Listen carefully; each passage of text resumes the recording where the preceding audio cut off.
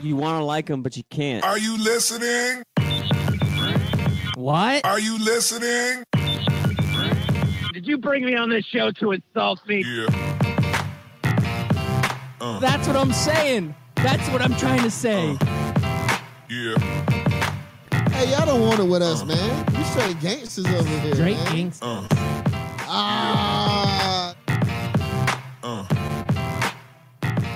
Yeah. Good morning. It is a beautiful Monday morning, November 12th, and you are listening to Scout Team Sports. I am one of your gracious hosts. They call me Loudbeard. What is that? Was that intentional right there? What is going on? Just do Chris your thing, America. player. Just do your thing, player. What? This guy. You are the most egotistical, self-deluded person I have ever met. That's right. It is all true. And the man on the other microphone who is playing some weird background music, doing his thing, player, that would be the great Patriot himself. Orlando Magic.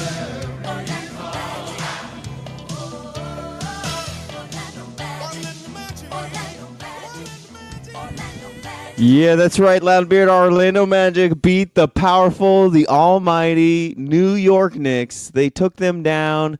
It didn't matter what they threw at them. No matter how mighty the New York Knicks thought they were, the Orlando Magic just threw them on the ground and just utterly destroyed them. New York Knicks are like what? Like the first, second place team in the league, and we just utterly obliterated the New York Knicks. I mean, they're in a big market. They're in the Big Apple. But they weren't big enough to stop our Orlando Magic, Loudbeard. Well, I do not know if you could say that the New York Knicks are like number one or number two. I mean, Patrick like they're Ewing, a good team. Patrick Ewing had no answers for them, none whatsoever. Charles Oakley, John Starks. I mean, this was an all-star team, right? All-star. This is great. And the Magic took out that great team last night. I'm going champions. They've got to be the champions now, right? Full-on champions. They tried to get Stephon Marbury involved. Couldn't do anything with him either. It was just an obliteration by our Orlando Magic. We're going to the ship this year, man. Going to the ship. The shots are fired. I'm just saying. Magic. Killing it. The Orlando Magic were like a court. What are those guys that hand out court orders? Anyways, they were one of those guys where they went around the rest of the league and they said, "You've been served." Okay. Notice. Or they're like the cheerleaders from that great movie from the late Bring It On. 90s, Bring It On. You like how I can remember? Served. You like how I It's can been remember brought- the movie? Like how I can remember the movie Bring It On, that title, but I can't remember what it's called. The person who goes around and serves people. I should know. They said, I used to bring be, it. I used to be in law enforcement. Don't worry. Bring it. I guess that's why you're not in law enforcement anymore, because you can't even remember who serves Can't even it. remember who serves subpoenas. All right. Well, moving on. So how are you doing this morning, Chris America? Did you have a great weekend? I had a great weekend. My Florida Gators came back from a 17-point deficit again. My boy Felipe Franks shushed the Florida crowd. And then our Orlando Magic destroyed the almighty, powerful New York Knicks. Your Redskins won. Petrino got fired. It was a busy weekend, man. What else am I missing? I know there's Jimmy a lot. Buckets is on a new team now, sir. That's big news from the weekend. Butler getting a big trade. Yeah, Jimmy Buckets got traded. Man. Des Bryant, he looks like he's going to be a superstar with the Saints. Goes to a great place. And second practice in, pop. Achilles tendon, gone. Ouch. Now, do you think it was truly the last play of practice, or because he went down, the coaches were like, let's shut down practice so we don't get anybody else hurt? Yeah, they probably were like, nope, that's it. Not taking this chance. The last thing we need is a Drew Brees or an Alvin Kamara to go down. Let's shut this thing down. Let's move on.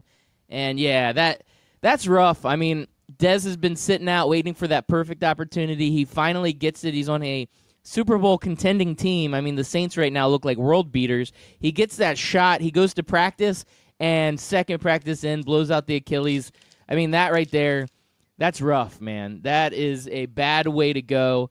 Good news is UCF legend Brandon Marshall might be the next in line to get an opportunity with the Saints. So next man up. That's what how we play it. Next man up. Other good news for Des Bryant is he's been spending the last 3 months not getting a paycheck, and now he'll finish off the season getting paid, and he did absolutely nothing on the football field to get it. Yeah, that's what America. That's how America. What do we call that? The great American choice right there. You want to get paid for not doing nothing.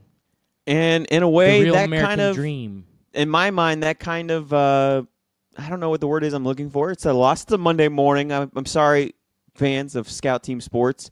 I'm not the vocabulary connoisseur that I'd like to be on Monday mornings, but it sort of is vindicated the word I'm looking for. It kind of vindicates Le'Veon Bell and his cause for why he wanted to sit out, because it's plays like this in the middle of practice that he's afraid of happening. While, yes, he'll get $14 million or whatever he was slated to make, he also could have lost 30, 50, 60 million by ending his career on a practice play on a contract that wasn't guaranteed for anything beyond this year. So I think, if anything, this probably scares Le'Veon Bell from ever coming back this season, and he's just going to wait until he can get a long-term contract. All right. Well, I mean, we could get into this Le'Veon Bell thing because I don't believe he is coming back. The Steelers don't believe he's coming back. He's probably done for the season. But if he doesn't report by tomorrow, he basically gives the Steelers the opportunity where they could franchise him next year also, because this season will not count under the franchise tag.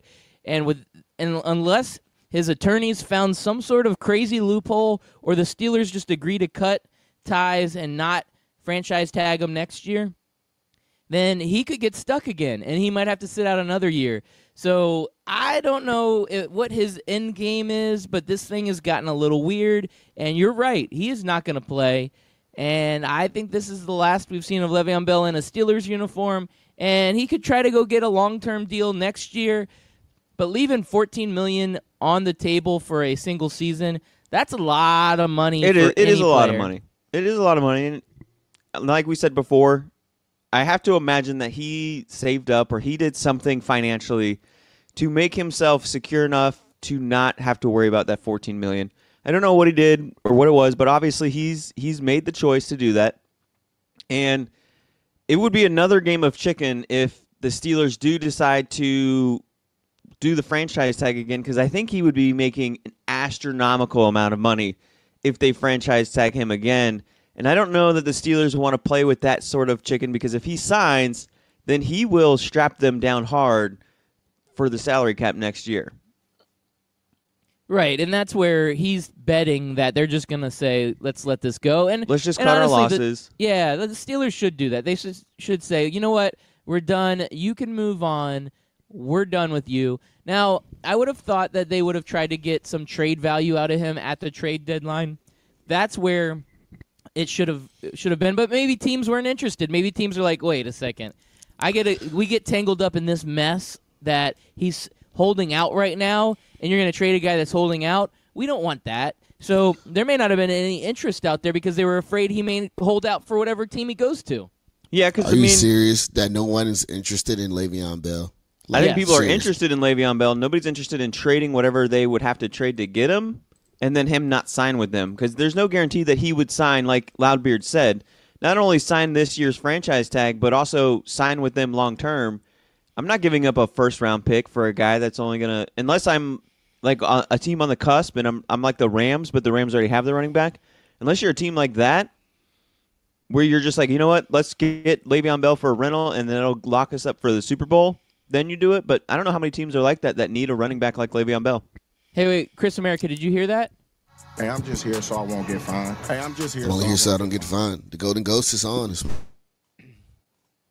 Yeah, Le'Veon Bell, people want that talent, Golden Ghost. They want that talent, but they don't want that headache of, are you going to play? You know what the best ability is, Golden Ghost? Availability. And if he doesn't play and he doesn't suit up and he gives them a headache, nobody wants any of that. They want players on the field that are going to produce. And if he's going to sit out and he's going to hold out, nobody wants that. Did we lose Golden Ghost again? Wow. Man, that's why we call him the Golden Ghost, because he comes in, he haunts us, and then he jumps out.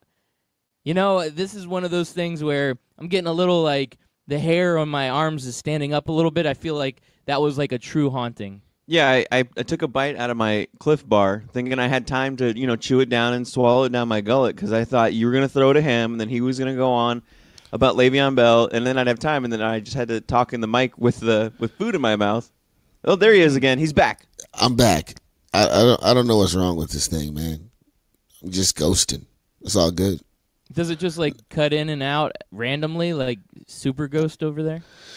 I don't know. It's helping me be the Golden Ghost, though. But, hey, look, like I said, if somebody's giving him a long-term contract, I got to imagine that he's gonna play for him. I mean, it's called communication. Hey, Le'Veon, we got to rent you out, but we plan on signing you to a long-term deal next year. Right now, I think it's just toxic in Pittsburgh, and he just needs to get out of there anyway. So it is what it is.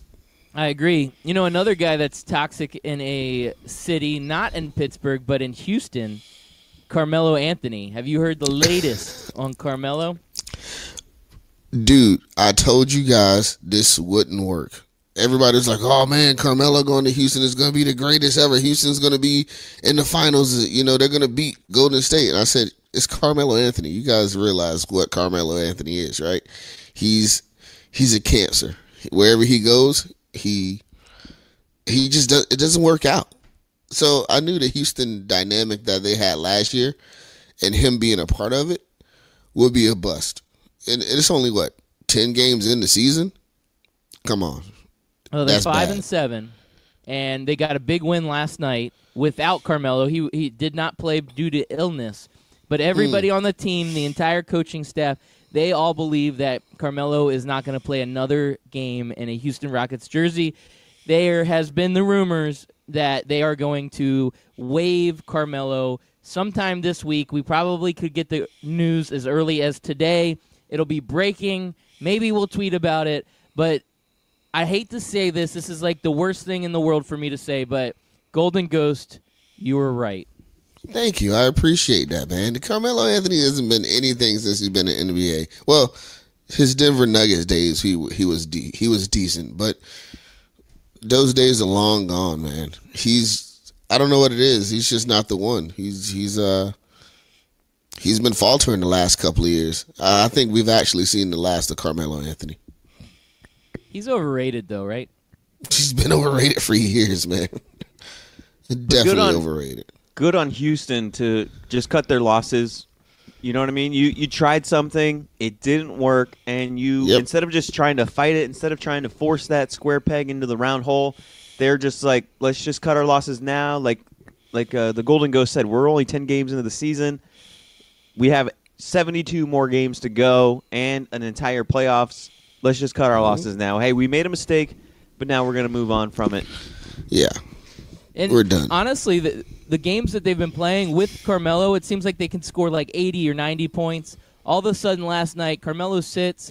They come out with a big win over the Pacers, 115-103. Harden gets 40 points. It's almost like the weight of having the stress of having to associate Carmelo into this offense, kind of incorporate him in, has completely lifted. And I think we're going to get the same old Houston Rockets back. And I'm excited, man.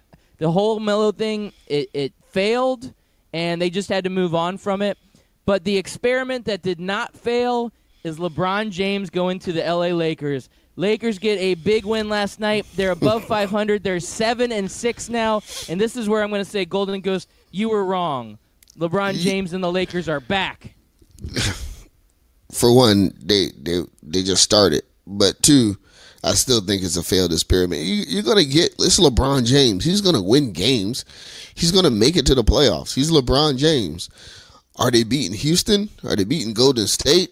That's tough. I think Loudbeard has a point. Our Orlando Magic destroyed one of the greatest teams of all time, one of the top teams in the NBA right now, the New York Knicks, and the LA Lakers battled it out with the second greatest team, the best team in the NBA, the Atlanta Hawks, by 1 point. I think we're going to see an Orlando Magic versus LA Lakers NBA Finals. Loudbeard, I like this take.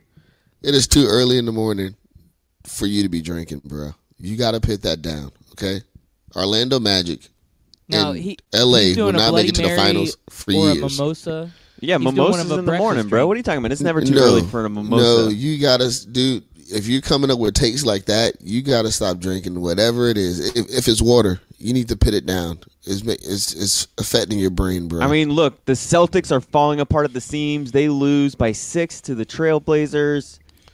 You know, the just the Celtics are going to be all right. The Toronto Pistons Raptors are going to be all right. Pistons falling apart at the seams. They lost to the Hornets. I mean, it's just the Magic are just going to cruise on through the playoffs and meet up with the Lakers in the finals.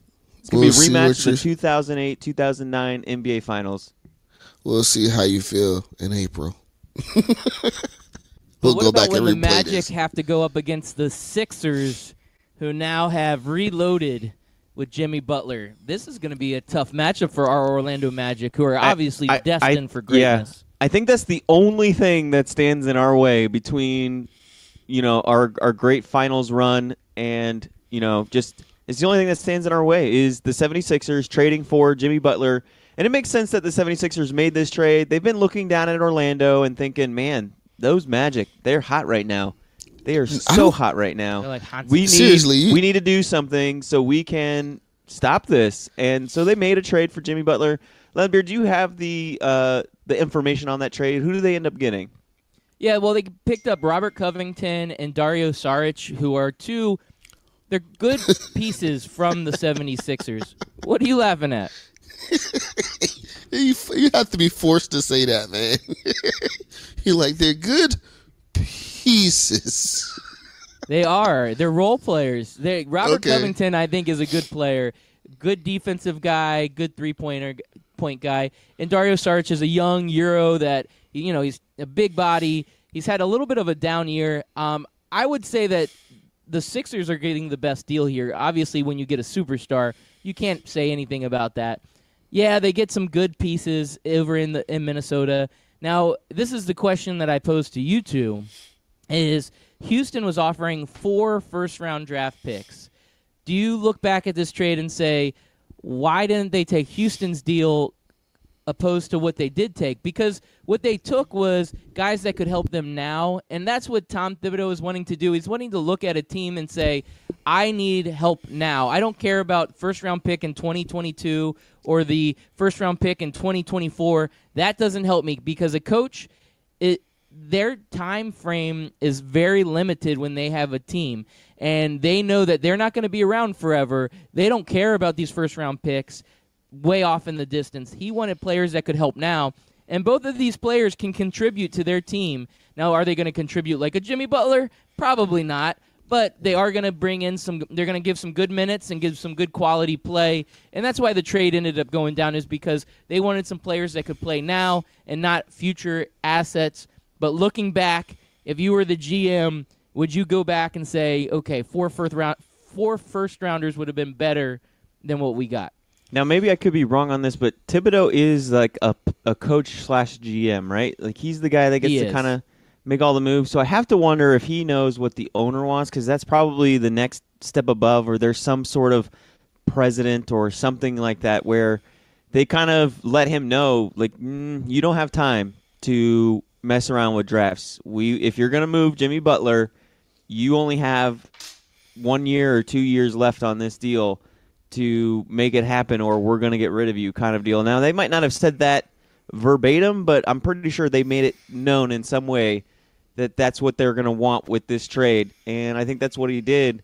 I agree with you, though, Loudbeard. We talked about how they would be bad picks, but you can package those picks into trades to move up in a draft, exactly, or to move for other players and stuff like that. So, I don't know. We'll see how it works, but if you can get some good complementary players to come in to get behind Wiggins and Karl Anthony Towns, maybe they uplift their play and help them get better looks and stuff. A lot of people talked about how Karl Anthony Towns just hasn't looked right this season, that Jimmy Butler got into his head, that he's not able to work well with Jimmy Butler. So maybe now that Jimmy Butler's gone and he has players that will help him move forward in his career and be better teammates.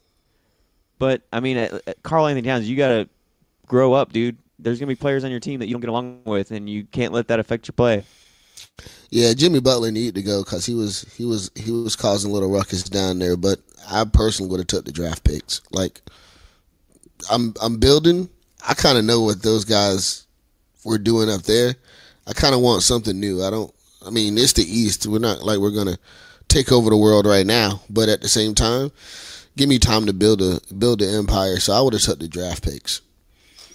They would have been good trade pawns or good picks. Period. I wouldn't have took the two players. Sorry. Well, I'm letting you know I would have just taken the players. I like the players. I think these guys are better than you're giving them credit. So I think the trade ended up being all right, but I don't know, those draft picks, you never know what those are going to end up being, because if they're out of the lottery, they are basically I wouldn't say worthless, but the value is very much diminished if it's out of it. Yeah, I think the only way they were going to get value out of those draft picks if they were able to say to, I don't know, a team like the Boston Celtics. Remember how the Boston Celtics had the number 2 or number 3 pick a couple of years ago because they traded with somebody else and lucked out?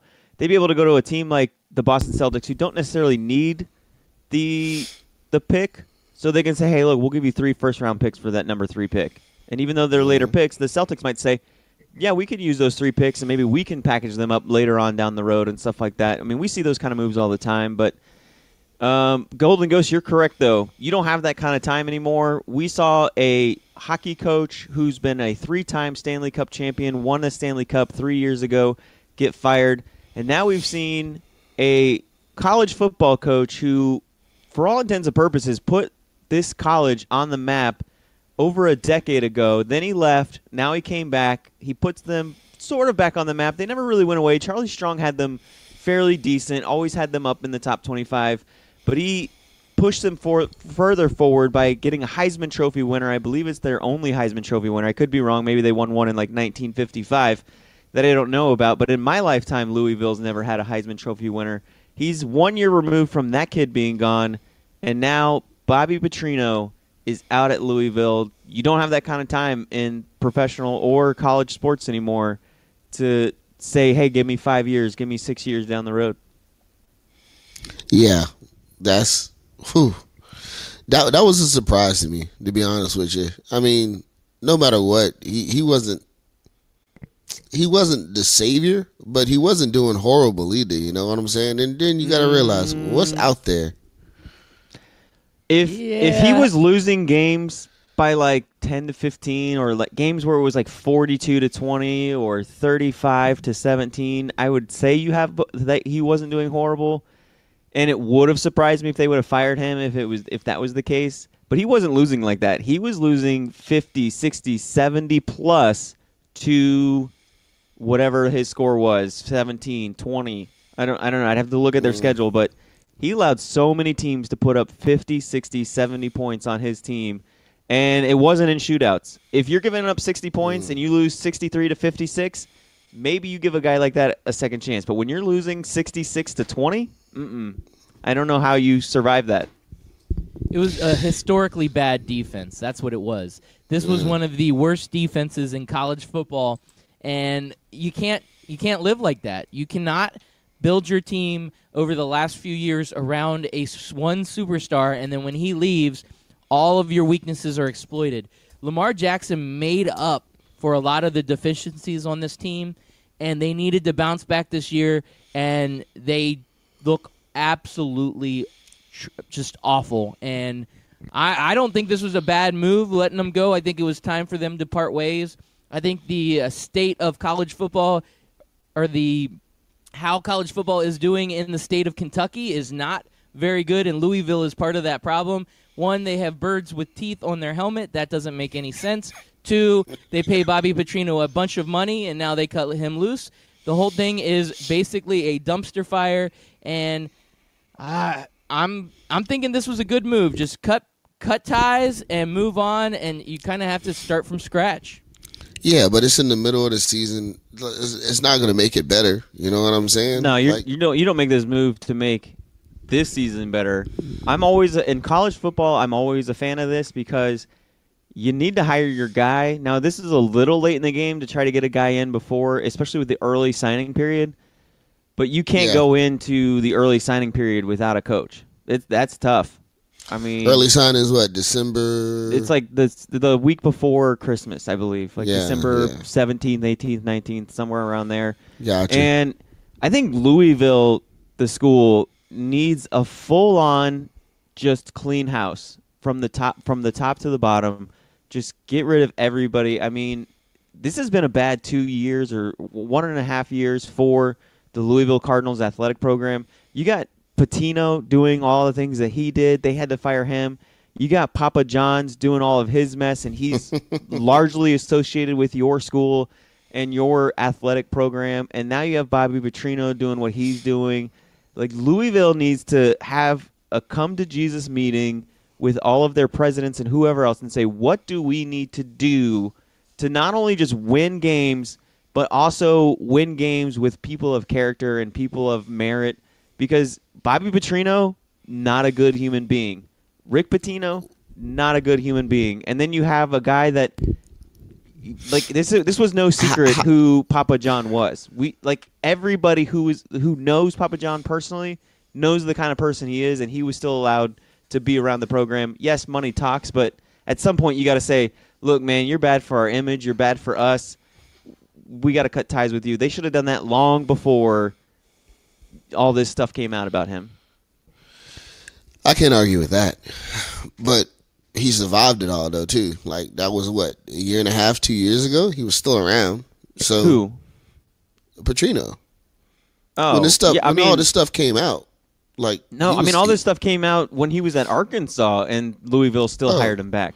And that's what I mean. There you go. They need a full-on flush out of the system. Whoever's making these calls needs to go as well. Whoever's hiring these people and keeping these people around, they need to go too, so Louisville can make their image better. I have a negative image of the Louisville Cardinals, and maybe it's fair or not fair, but that's what the image is. Louisville is a team or a program that will do whatever it takes to win, and they'll look the other way as long as their coaches and people around the program help them win games.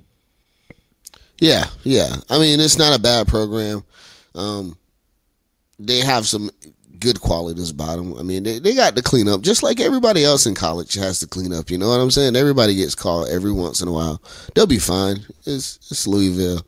They've only had, a couple of years of prominence, and that was with Lamar Jackson. That wasn't with anybody else. So, well, like I said, I remember back in 2006, 2007, when Petrino was there first, they had some good runs. They made some noise in the Big East. And then Petrino left to go to Atlanta. They had one coach in there. I can't remember who it was, but he did awful. And then they brought in Charlie Strong, and Charlie Strong kept him hanging around in the top 25. And then they brought Petrino back when Charlie Strong left. So, man, Charlie Strong is getting the short end of every stick, isn't he? Do you think Louisville wants to offer him again? No, I don't think he should go to Louisville. No, I'm not saying should he go. I'm saying should Louisville say, hey, let's bring this guy back. He did it the right way, and he kept us in the top 25. I mean, if they do, I don't think he takes the job. I think he's happy down in South Tampa. You know what I'm saying? So they can offer it to him. I mean, at this point, you got to go out and try to get whatever you can, right? Hell, this goes back to last season. Go after Nick Saban if you want to. I don't give a crap. You know, you should be trying to get the top. But and Charlie Strong didn't get the short end of the stick. He did really well in Louisville and moved on to a supposedly better job in Texas, which ended. Yeah, that was horrible decision. That was a bad horrible decision. He probably should have stayed in Louisville. He was doing great at the time. I believe he had Teddy Bridgewater, who was that pre-Lamar Jackson superstar that helped Louisville stay in that top 25 every year. And, you know, he moves on, and then he got the short end of the stick at Texas. But what he did at Louisville was great. He had maybe he saw some bad things going on at Louisville and said, you know what, moving on from this program and the money Texas will pay me and the prominence of being at a big school like Texas with all this big money, big oil money over there in Texas, maybe it'll work out. But it did not work out for poor old Charlie Strong. Now, yeah, that was a horrible decision. I have a question for you guys, and I guess it'll wait for after the commercial break, but I said the state of affairs in the state of Kentucky do not look good. We were talking all of our time on Louisville, but there is another college football team in Kentucky that looks like they are falling apart also. I'll get your take right after a quick commercial break.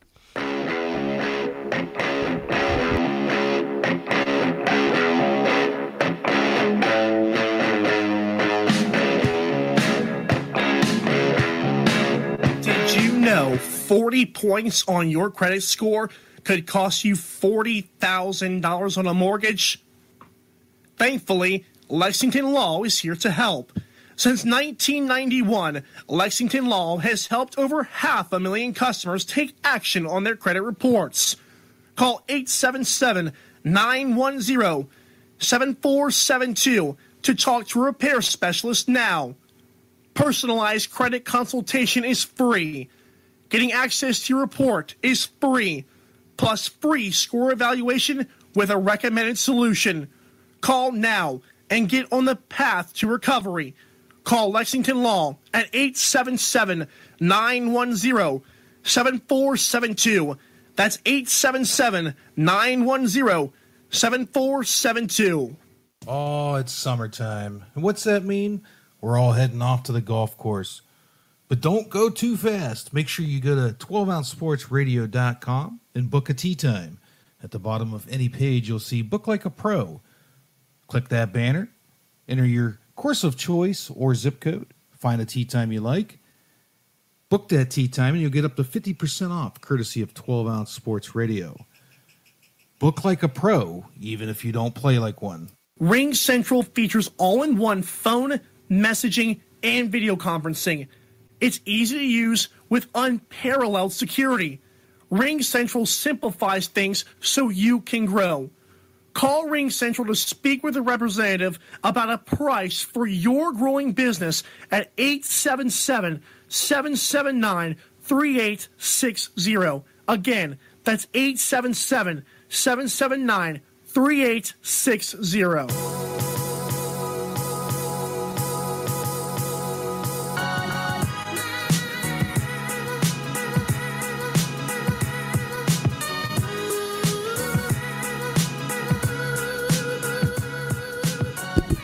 Yeah, welcome back. You are listening to Scout Team Sports. We love being on the airwaves each and every morning, 6 a.m. and again at 11 a.m. on 12-Ounce Sports Radio. You can also catch all of our old episodes as we drop them on our podcast. It is on Apple Podcasts, Spotify Podcasts, or you can catch it on our website, scoutteamradio.com. And if you want to get social, we're the Scout Team. We go by Scout Team Radio on all of our social media feeds. That's right, on Twitter, at Scout Team Radio. Hit us up. We'll live tweet during the show. We will mention your tweets on air. We don't mind doing that. Also, Scout Team Radio on Facebook, on Instagram, all of that jazz. And without further ado, we have a special guest here in studio today. We call him the Golden Ghost. And he is I'm not a special special by all guest. means. I'm here. I'm not. What's wrong with you, man? Well, I'm glad we brought in a special guest today. Chris America, I don't know if you're on the line or not, but are you glad that we were able to get a special guest in studio this morning? I always appreciate the haunting of the Golden Ghost. He always brings some good value, some good rhetoric, and it's great to have him on. I appreciate it, but I'm not like a ghost. I mean, I'm a ghost, but this is, you my... haunt us all the time. It's all good. I'm always happy to be here with you, two fine gentlemen. Oh, thank you. Ooh, that's nice. Once again, I'm Loudbeard. We've got Chris America and the Golden Ghost with you this morning. We're bringing it to you hot. We're the Scout Team. And before the commercial break, I was bringing up the state of affairs in Kentucky. And I just have to bring up the Wildcats, man. They look like they were the hottest team in college football at one point. And the last few weeks, it has been a complete different story. When you get beat by the team in orange, the Tennessee Volunteers, you know at that point, 24-7, that your season is done. What do you guys think about this result? I don't think they're done, but yeah, that was a rough go around. Like it's been rough for them. They were hot. I don't know what's going on up there. Stoops all right? He got too high off of winning and forgot how to do it. I don't know, but I think they'll be okay. But this year is probably a wash. Come back stronger next year, right? This kind of happens to teams that are one-dimensional on offense, like Kentucky is. Terry touchdown. He's a good quarterback. He's an athletic quarterback. But it's no secret that he's really elite at running the football and kind of average to below average at throwing the football. So I think teams have now just game planned around Benny Snell, make sure they lock him up, and the Kentucky offense hasn't been able to figure out how to get things going. And Tennessee, you got to give Pruitt credit. He's had some pretty decent wins. He hasn't been winning a lot, but he has Tennessee 5th in the East Division, which isn't last. And that's where they were last year, where they won no games. And now he's got Tennessee fans feeling so good that they're talking trash to me on Twitter as a Gator fan, saying, we beat Kentucky and Kentucky beat you. So Pruitt's doing something right, I guess. So they think just because they beat a team that beat us. Yeah. So I brought up the whole fact that we blew them out, early in the season head-to-head, and they've only won 10 games since 1954. But they said, that doesn't concern us. We beat Kentucky and Kentucky beat you. And I said, hey, Tennessee fans, you got to hang your hat on something when you're this bad. So more power to you, brother. Tennessee. That's funny. Kentucky will be okay. Like I said, this year is probably not going to be what they hope for. Listen, I had them battling Georgia for the East, but yeah, it's probably not going to happen. No, it's not going to happen. They've already lost the East. The SEC is so Tennessee competitive. battling Georgia in the East? Did you just say no, that? Kentucky. I thought he said Tennessee. I'm sorry. No. Come on, dude. No one thought that at the beginning of the season. No one's thinking that for the next 10 years. Trust me. No. Listen, the SEC is so competitive that the Eastern Division and the Western Division was decided the first week of November. So Kentucky had already lost their chance to battle Georgia when they lost to them the first week in November. But Kentucky has nothing to worry about. They're going to finish the season 9-3 because they have Middle Tennessee State next week and some FCS school named Louisville. I've never heard of them. Louisville. I think it's Louisville. Is that correct? Fact check. Yes, that is correct. Yeah, okay. So they play an FCS team named Louisville or something like that. Louisville. So they'll probably beat that team as well. And then they'll maybe go to a decent bowl game where they have a chance to go 10-3, which is unheard of in Kentucky. So Kentucky fans have nothing to hang their heads about this year. Nice. I agree with they'll that. Be all right. Plus, Oklahoma, they beat Florida. Yeah, you got to bring that up, don't you? Once they beat Florida, I think they were just like, anything. We're playing with house money from here on out. They really were. That was their Super Bowl this year. They needed to beat Florida. The whole, 31 years or 32 years in a row that they had lost. Yeah, that was something that got brought up every time they played, is how the streak was going. So big win for them. But just so we're clear, Florida has still gone 32 years without losing in Lexington. So. Yeah, I'm glad we're clear on that. Moving forward, more college football news action from the weekend. Oklahoma versus Oklahoma State. This one has a wild finish. Oklahoma State goes for the win. They have a 48-47 deficit. They get the touchdown. All they have to do is kick a field goal to tie it or go for the 2-point conversion to win. Their kicker had missed the previous point after try, so now they decide to go for 2, and they fail on the conversion. Do you think this was a ballsy move that should be cheered, or do you think this was a mistake by Oklahoma State going for the win and the 2-point conversion at the end of the game? Well, what was that? That was the first overtime, right? No, I think that was regulation. Regulation with a minute plus to go. Oh, that's right. Hell, go for it. Do what you gotta do, man. You play the game to win, right? Yep. You play to win the game. You play to win the game. I mean, you had a chance. Why go into overtime when you're just like, I can end it right here? It's a move. It's hard to trust a kicker after he misses an extra point already in the game, right? Like, yes, exactly. The kicker matters. Kicking matters, absolutely. Nah, man, you play to win the game.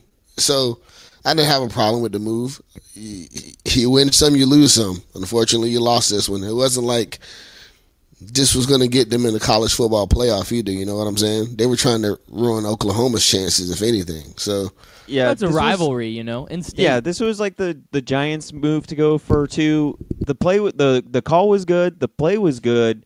The execution, on the other hand, wasn't so good. I know they had the drop ball in the Giants game, and the quarterback just underthrew the pass and didn't get the ball to the open receiver. So the execution is what caused this to fail. If they execute this play, we're talking about how Oklahoma was upset by Oklahoma State, and their playoff chances are over. Yeah. And what that means for all the other teams behind them. UCF especially.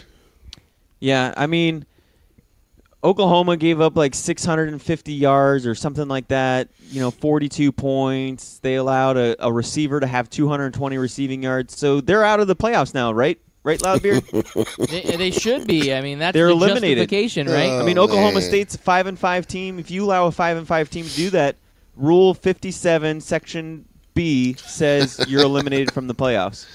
This is going to be a lot of technical mumbo jumbo from here on out, isn't it? I mean, it really that's is. I'm just applying the same logic that UCF gets. UCF gets No, I this hear kind you. of logic, so why are we not applying it to Oklahoma? But we talk about this ad nauseum, so let's move on. I want to talk about my Florida Gators coming back and beating South course. Carolina, but more importantly, Is I this want the to talk Florida Gators about show? No. yes. I want to talk No. about. Listen, we talk about your Florida State all the time. I want to No, talk we about. don't. Yes, we do.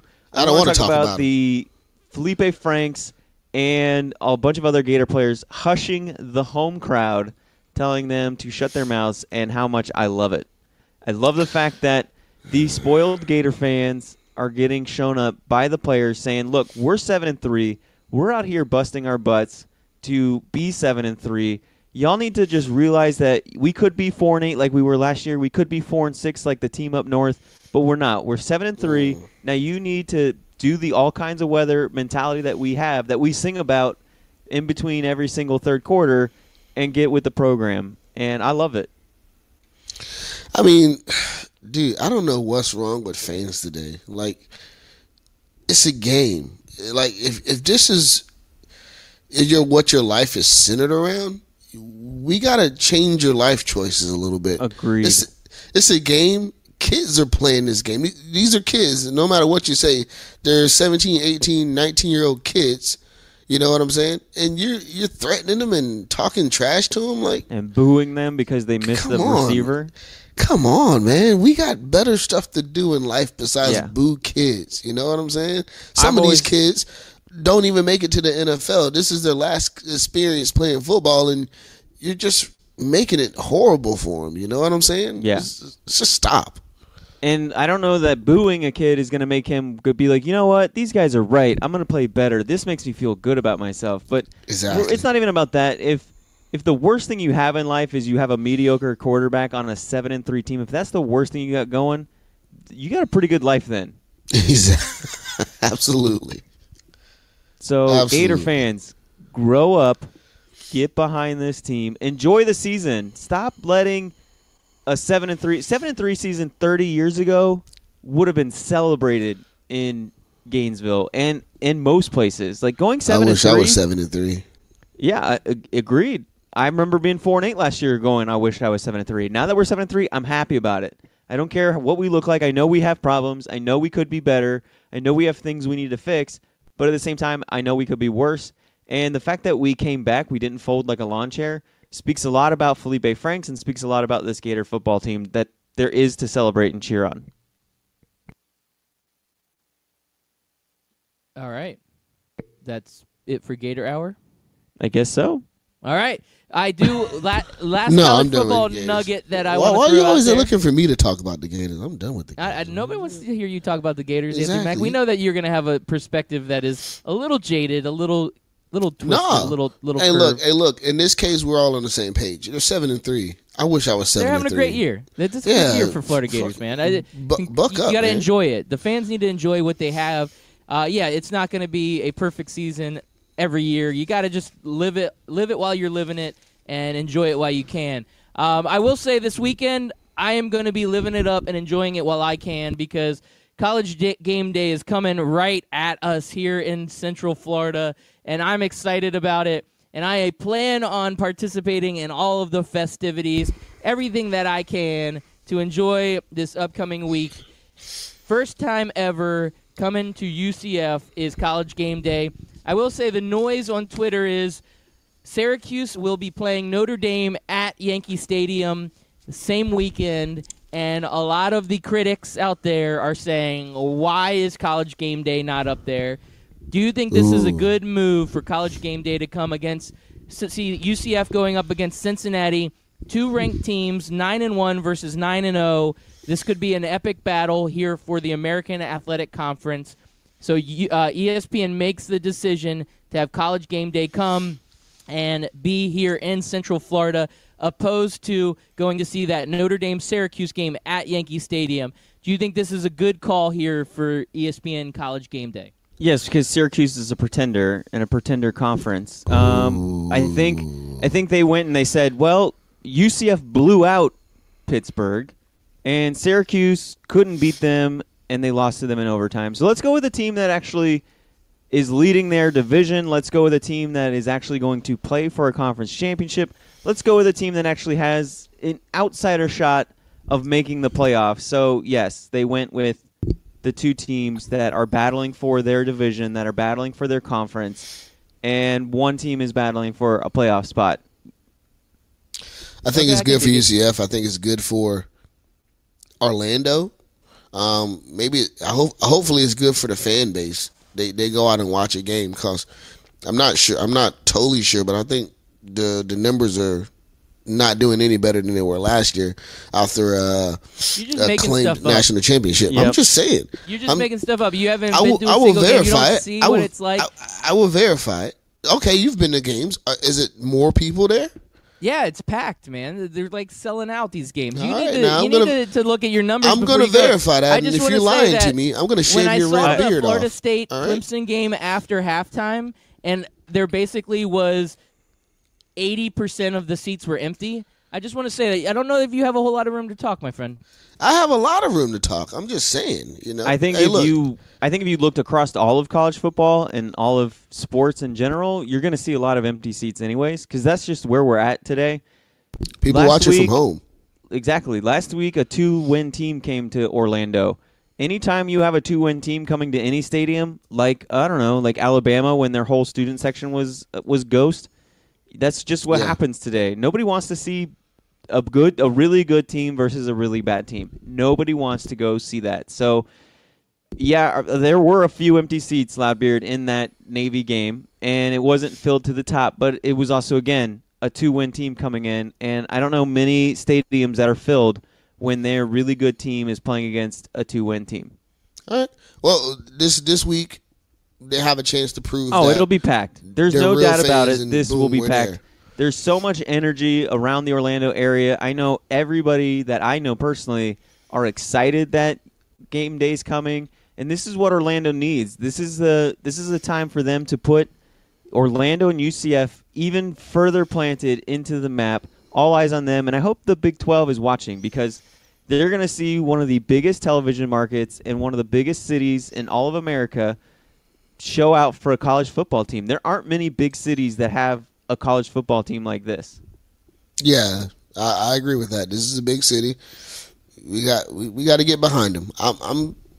We're gonna be there. I'm gonna be there. We're gonna have fun at the game. I think no matter who you are as an Orlando citizen, you want big time college football to come to Orlando. You want to see teams like Oklahoma, Texas, TCU come in and out of Spectrum Stadium, and that's what I'm hoping for. That's what I really want to see one day.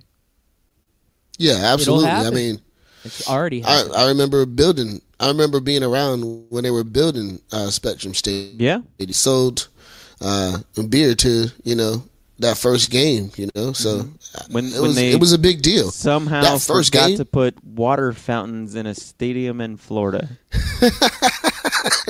I think that was by design, man. I really do. Bunch of idiots. Water's $3 a pop, man. So. Well, real quick, Loudbeard, I do want to touch on some things. Your Redskins win, and I don't know if you were doing this, but I feel like you should have been doing this, and if you weren't, you should be happy now that the Dallas Cowboys won. It's one of the few times where you have to root for the Dallas Cowboys, because you are now pretty firmly in the first place spot, aren't you? Yeah, we're 2 games ahead now. We've got a little bit of leeway. And after this performance, I was at the Redskins-Bucks game over in Tampa, and the Redskins' offense is just good enough to put up, 20 points on the board each game. And their defense seems to be holding other teams pretty well. They forced turnovers at opportune times. The Bucks, they had a ton of yardage on the Redskins defense, but only could put 3 points on the board. I'm not excited about this win. I'm not thinking, oh my gosh, this is our chance. We're going to be winning the Super Bowl. I just realized we're a team that doesn't make mistakes. We've got a strong defense, and we do just enough to win these close games. And I felt good coming out of it. And yeah, the Cowboys winning, knocking the Eagles down. Both the Eagles and Cowboys now sitting at 4-5, and the Redskins are easily sitting at the top of the division, 6-3. I have to be happy with that, so we're good. Yeah, that was man. I kind of wanted Philly to win because obviously I just don't like Dallas, but I guess it helps the Redskins out. It helps you out, but man, dude, how bad is Fitzgerald? Like everybody Fitzgerald, who just passed. Fitzmagic. Fitzgerald's one of the greatest receivers of all time. No. Yeah, I'm he's saying now Fitzmagic. second all-time in yardage. Fitzgerald. I can't believe you're hating on him. He's a nice guy, Hey. Fitzmagic. Everybody thought he was going to be the savior in Tampa. I don't know that anybody thought that, but no, dude, yards people were yesterday, pissed man. off. 400 I mean, that's yards. great, but that to me is insane that he threw. I saw that stat line. I'm like 400 yards, and you only With no scored touchdowns. 3 points. Yeah, that's horrible. Talk about bend but don't break off our defense there, Loudbeard. Yeah, I know. That was good stuff. And it was all about turnovers. So he had a red zone interception, and then also Jaquiz Rogers had a fumble near the end zone. Every time they were driving, there was a mistake. Their kicker missed a couple field goals, which that helped us out. We're okay with that. So they were just every mistake that you could make as an NFL team to lose a game, they made, which helped out my Redskins. So, it's typical Bucks. So, Landbeard, you were deep in the Lions' den. You were in enemy territory. What is the, vibe that you were getting from Buccaneers fans on their season? Are they wanting everybody to go? Do they want a clean house? What were you hearing sitting around all these Buccaneer fans? It's a mixed emotions. I know that the Bucks fans are pretty down on where their season is. I think they want to see some Fitzmagic. I think they're a little sad that their quarterback, Jameis Winston, their number one pick overall, did not pan out. I know a few of the fans want to see Jameis again. They're kind of depressed over there in Tampa Bay. You could just feel it. You could feel the depression.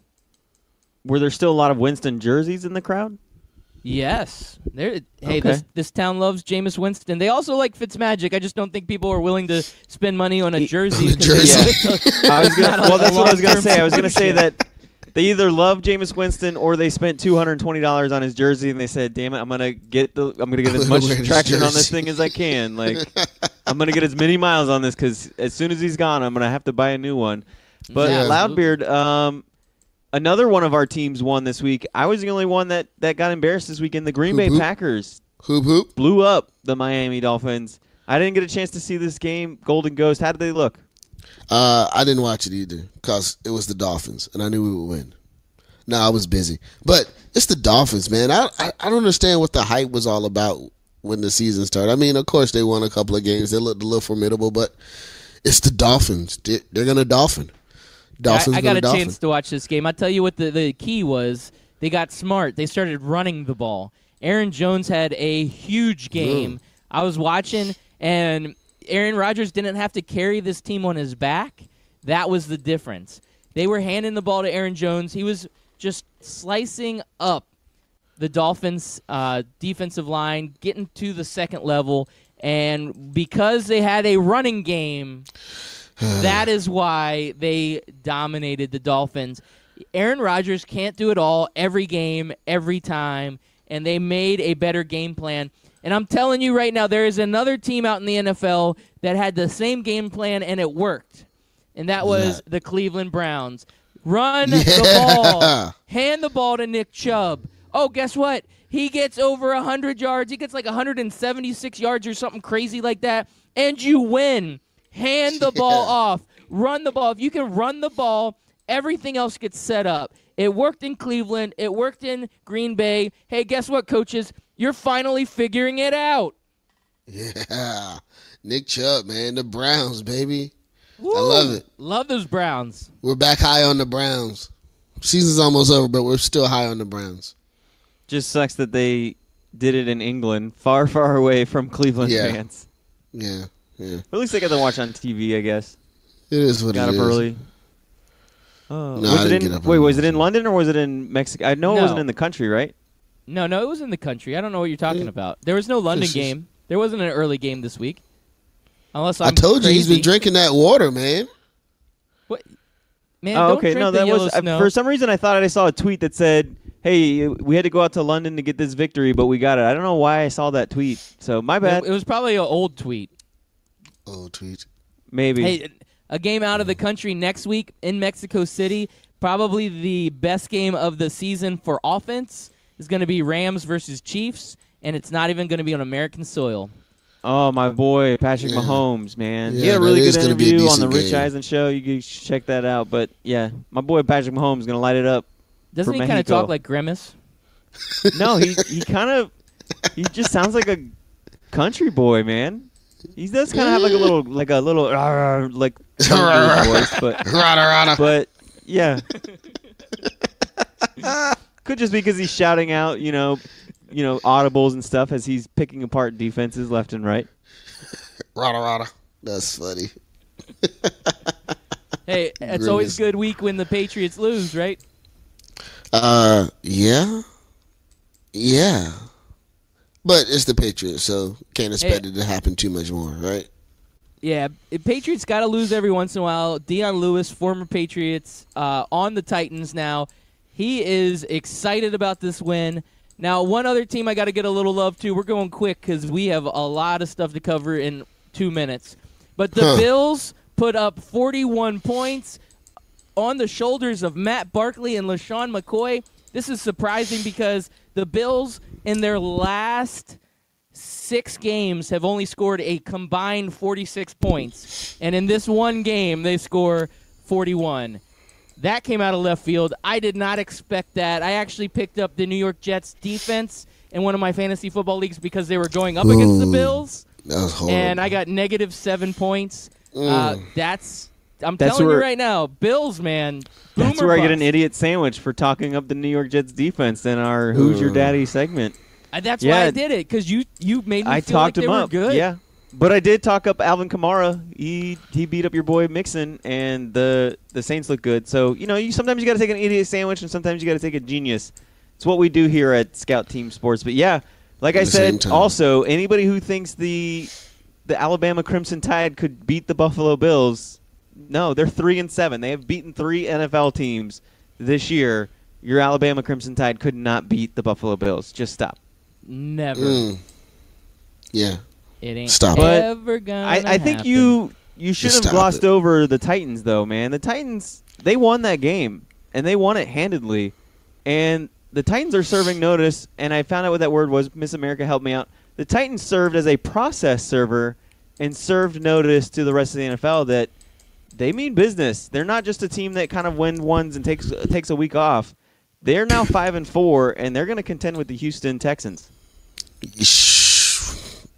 Man, I guess numbers don't lie, but nah, I don't see it. Well, we know it ain't going to be the Jags competing in that division because, Say what? The Jags, they're not competing in that division. Oh, yeah, they're done. When I say, are the Jags a thinker or a stinker, you're going to say, oh, they're definitely a stinker. I mean, think about this. They're 5-4 right different? now, and here's the Tennessee Titans schedule the rest of the way. They're going to play Indianapolis. That should be a win. Houston, that's going to be tough. Then they have the Jets. That should be a win. They have Jacksonville. That should be a win. They have the Giants. That should be a win. Washington, going to be tough. And then they finish up the season with Indianapolis. So I just mentioned only 2 tough games, so that's 2 more losses. So 10-6, that equals playoffs, I think. Thank you all for listening in. This has been another great episode of Scout Team Sports. See you tomorrow.